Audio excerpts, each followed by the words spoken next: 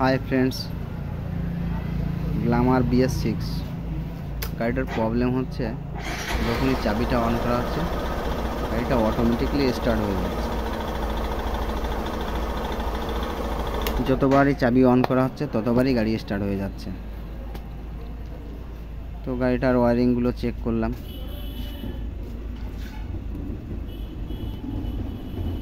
Self relay check করলাম, অন্য cut out লাগিয়েছিলাম।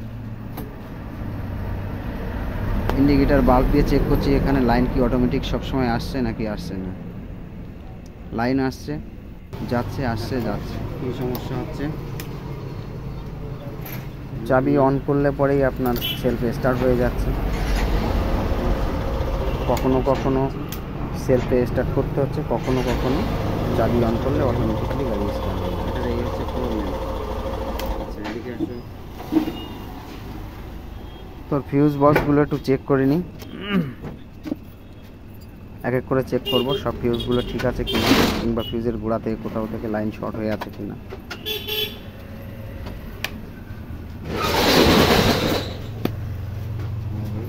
তো লাইন তো কোথাও শর্ট পেলাম না, যতদূর সব তারগুলো চেক করলাম, কোথাও কোনো প্রবলেম নেই। আসলে এই গাড়িটার মূল প্রবলেম হচ্ছে রাইট হ্যান্ড চাপাতে।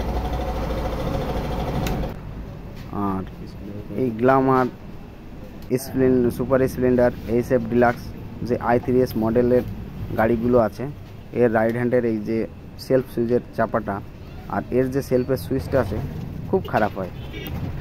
কারণ এই সুইচগুলো এমনভাবে সিস্টেম করা আছে যে রিপেয়ার চলে না। তো আপনারা যদি কারো পার্ট নাম্বার লাগে, আমরা চাপাটা চেঞ্জ করে নিচ্ছি, এখান থেকে স্ক্রিনশট করে নিতে পারেন।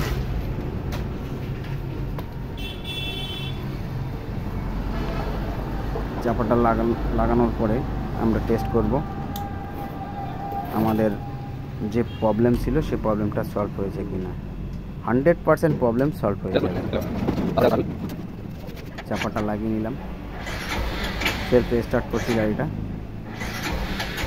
একদম পারফেক্ট আছে, গাড়িতে কোনো প্রবলেম নেই এবং আমাদের যে প্রবলেম ছিল সেই প্রবলেমটা সলভ হয়ে গেছে।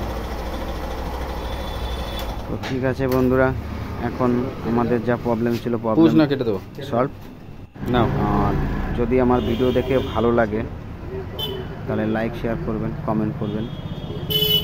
Problem solve.